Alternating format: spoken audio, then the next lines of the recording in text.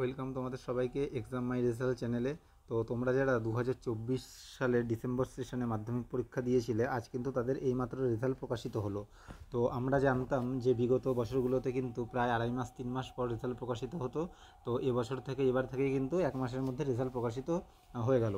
তো এটার জন্য কিন্তু রবীন্দ্র মুক্ত বিদ্যালয়ের যারা কার্যকর্তা আছে, তো তাদের কিন্তু অসংখ্য ধন্যবাদ এত তাড়াতাড়ি রেজাল্ট বের করে দেওয়ার জন্য। তো তোমরা অনেকেই কমেন্টস করেছিলে যে এবছর কি সবাইকে পাস করাবে কি না। তো দেখো, আমি তোমাদেরকে জানাতে চাই যে এবছর কিন্তু সবাইকে পাস করাবে না। যারা পাস করবে তাদের পাস করাবে, আর যারা পাস করতে পারবে না, ফেল করবে, তাদের কিন্তু 6 মাসের মধ্যে তারা আবার পরীক্ষা দিতে পারবে। এবং যারা পাস করতে পারবে না, তারা কিন্তু চাইলে খাতা পিপিএস করতে দিতে পারবে। বা যারা কেউ যদি নাম্বার কম পায়, সে যদি মনে করে যে সে ভালো পরীক্ষা দিয়েছে, নাম্বার আরও বেশি পাওয়ার কথা ছিল, তারা কিন্তু খাতা পিপিএস করবে।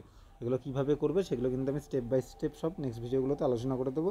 আজকে আলোচনা করব যে তোমরা তোমাদের স্মার্টফোনের সাহায্যে কীভাবে কয়েক সেকেন্ডের মধ্যেই তোমাদের রেজাল্ট দেখতে পারবে।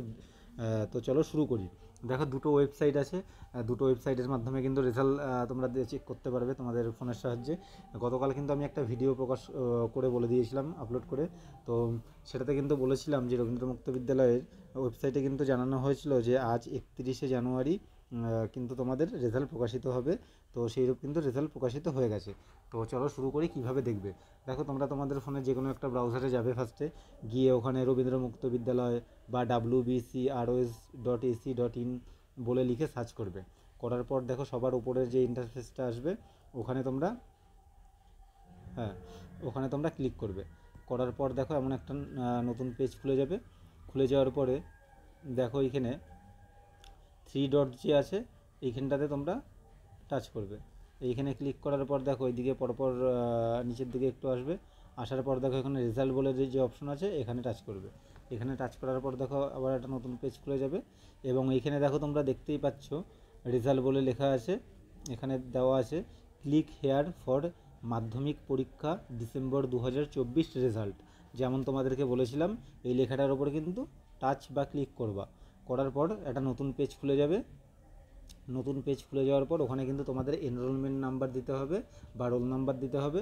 দেওয়ার পর তোমরা কিন্তু তোমাদের রেজাল্ট দেখতে পারবে, টোটাল কত নাম্বার পেয়েছো, কোন সাবজেক্টে কত নাম্বার, সব কিছু দেখতে পারবে। ঠিক আছে, তো এই হলো একটা ওয়েবসাইটে গেল। আর নেক্সট আরেকটা ওয়েবসাইট আছে, সেটাতে তোমরা কি করে দেখবে সেটাও চলো তোমাদেরকে দেখিয়ে দিই।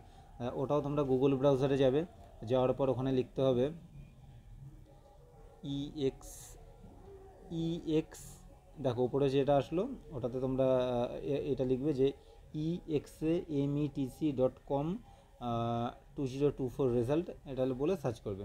করার পর দেখো, সবার ফার্স্টে যেই অপশনটা আসলো এইখানে তোমরা টাচ করবে। ঠিক আছে, এইখানে টাচ করার পর দেখো আরেকটা নতুন পেজ ওপেন হয়ে যাবে।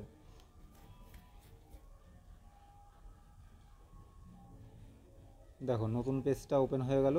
এখানে তোমরা কি করে রেজাল্ট দেখবে, দেখো একটু নিচের দিকে চলে আসবে।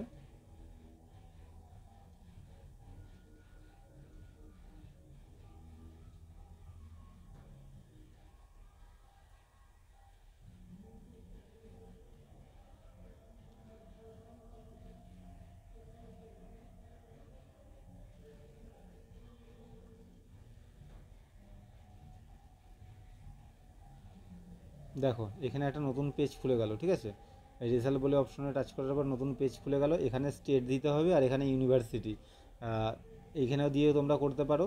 বা দেখো, আরেকটা রেজাল্টে ক্লিক করার পর কিন্তু এই যে এখানেই চলে আসলো, সেটা হচ্ছে the West Bengal council of Rabindra open schooling মাধ্যমিক পরীক্ষা বা সেকেন্ডারি এক্সামিনেশন ডিসেম্বর 2024।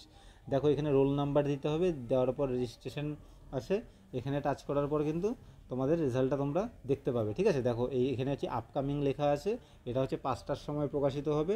তখন কিন্তু তোমাদের শুধু রোল নাম্বারটা দিয়ে এখানে ডান করলেই হয়ে যাবে। ঠিক আছে, তখন আপকামিং লেখাটা কিন্তু তখন থাকবে না, তোমরা তোমাদের রেজাল্টটা দেখতে পাবে, শো করবে। ঠিক আছে, আর তোমাদের রেজাল্ট আজ প্রকাশিত হলো স্টাডি সেন্টার থেকে রেজাল্ট, এবং তোমাদের সার্টিফিকেট কী করে পাবে নেক্সট ভিডিওতে আমি জানিয়ে দেবো। ভিডিওটা ভালো লাগলে একটা লাইক করে দিও, শেয়ার করে বন্ধুদেরও জানার সুযোগ করে দিও। আর নতুন হয়ে থাকলে অবশ্যই চ্যানেলটিকে সাবস্ক্রাইব করে দিয়ে সাথে থাকবে। কিছু জানার থাকলে তোমরা কমেন্ট করে দিও, আমি অবশ্যই কমেন্টে রিপ্লাই করে দেবো। অনেক অনেক ধন্যবাদ।